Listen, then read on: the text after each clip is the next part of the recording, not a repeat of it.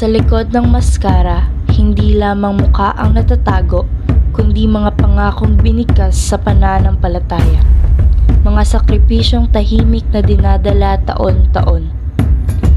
Ang Moriones ay isang matagal ng tradisyon sa lalawigan ng Marinduque. Ayon sa mga salaysay, ito ay unang ipinakilala sa Mugbog noong panahon ni Padre Dionisio Santiago at kalaunan ay naging bahagi ng buhay at pananampalataya ng mga Marinduqueño, kabilang ang bayan ng Buwak.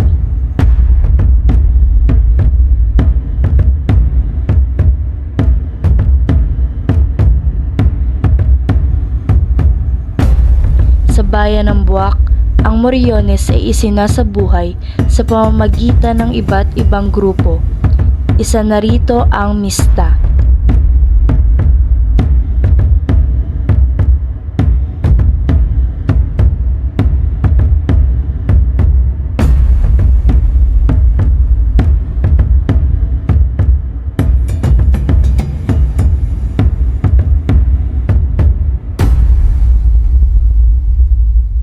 Two 2003 na-create yung Mista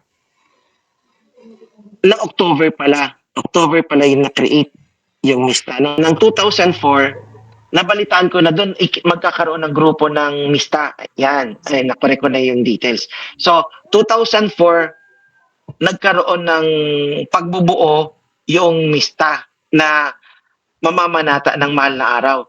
Doon nag-umpisa yung pagmumuryon ko kasi doon nag-start yung pamamanata na sa pag-grant ng wish ay itutuloy-tuloy ko yung pagmumuryon hanggang kaya ko. Ako pala nga si Ricky Malindog, nakatira sa Isok Dos.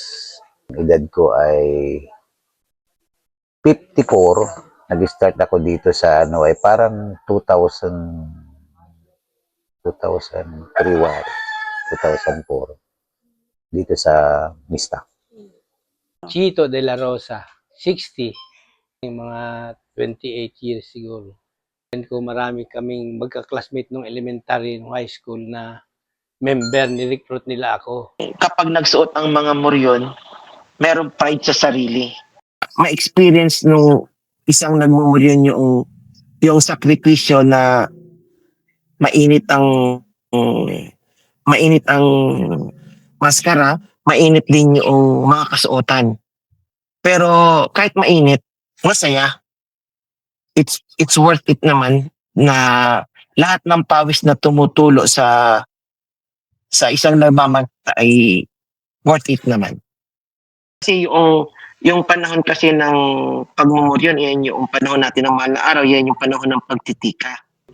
Yung yung pagiging Mista, yan ay sinasa puso. Once na sabi nga namin, kapag kami ay Mista forever. Kami ay Mista habang buhay.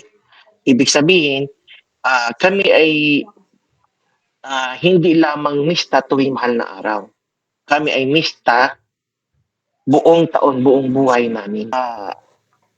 Hanggat maaari, hindi lang kami dapat maging aktibo tuwing mahal na araw. Kasi ang Mista ay nakaangkla rin sa simbahan. So, anong ibig ko sabihin na nakaangkla? Kami din ay kaisa ng simbahan sa mga gawain pangrelihiyoso buong taon. Sa ganitong paraan, ang Moriones ay hindi lamang ginaganap. Ito ay isinasabuhay, pinapahalagahan at ipinapasa mula sa isang henerasyon tungo sa susunod. Kung anong meron sa sining ng Moriones at kung anong meron sa pananampalataya, ito ay dapat parehas na ginagawa. Hindi lang sa bawat suot mo, kundi pag binubad mo yan, yung parang na ano ba siya? Nakaano na sa'yo? Yung pagiging paglalakad mo, yung pagiging kaisipan mo, yung think positive ka lagi. Yun yung nagiging ano nung iyong kasuotan. Hindi, hindi lang ikaw sa nakasuot, kundi yung sa pamumuhay mo. Para ka pa rin nakasuot ng morin eh. Bakit ka? Eh, seryoso ang ano mo eh. Seryoso yung pamamalakad mo sa buhay mo. Yun ang mga na-experience ko. Ang Moriones sa akin para nining talagang sakripisyo mo sa pagkatao mo, sa buong buhay mo.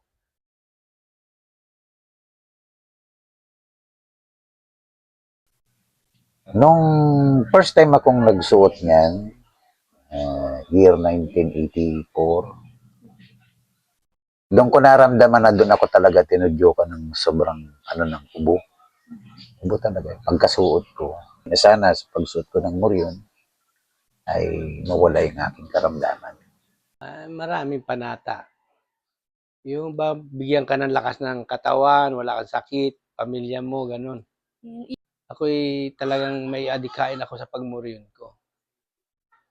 Sa aking mga anak, sa apo ko na bigyan ng malaking, kumbaga, maginhawang buhay, walang sakit. Yun lang.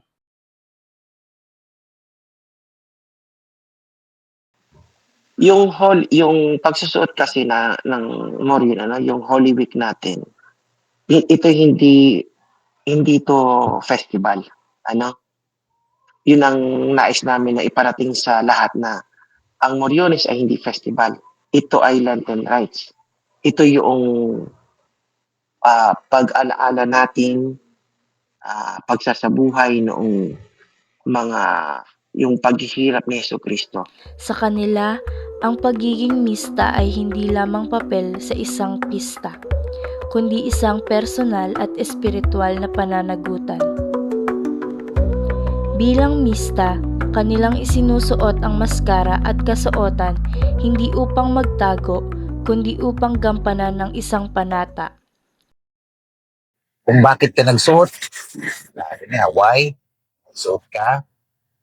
Dahil may gusto kang patunayan sa sarili mo at gusto mong malaman kung ano yung nakapaloob dun sa pagsusuot mo ng morin. Kung anong hiwaga yung mangyayari kung sakaling sumuot ka ng moryon.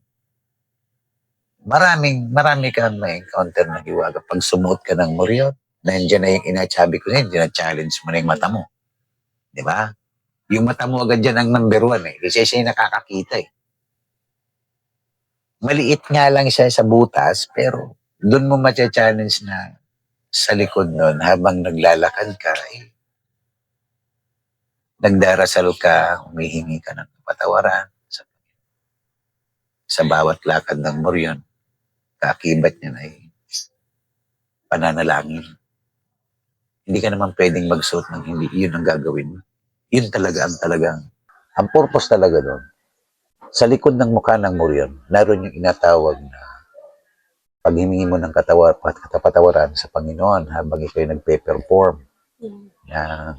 O sarili mo, parade, kainitan ng araw.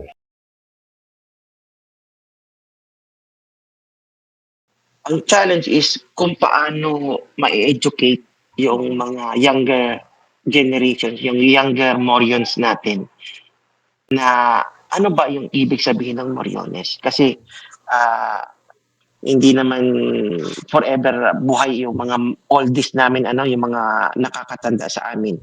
So, ang challenge is nasa aming generation na ngayon kung paano namin maipapalaganap pa yung ano ba talaga ang Moriones dito sa atin, dito sa mga younger generations na dapat intact yung pananampalataya.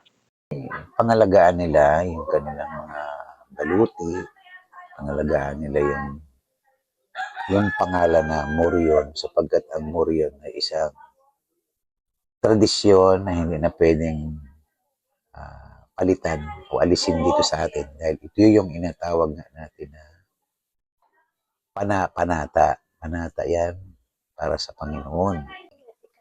Gawin ninyong totoo sa buhay ninyo o gawin ninyo yung hinihili ng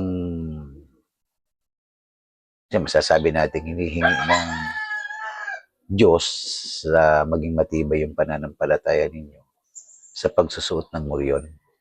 Dahil ang moryon ay sagrado rin sa amin yan. Sagradong baluti na aming isinusuot kada taon.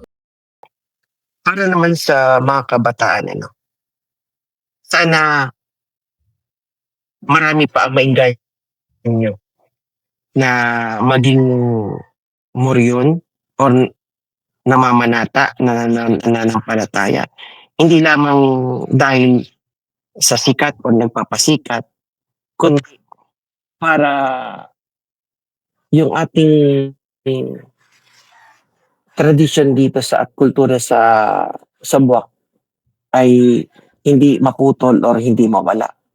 Kailangan ng mga bagong sibol na magpapatuloy kung ano ang naumpisahan ng mga nakakatanda sa amin. Kasi sayang kung mawawala pagdating ng panahon ang Moriones. Ito'y napakayaman na kultura ng ating lugar.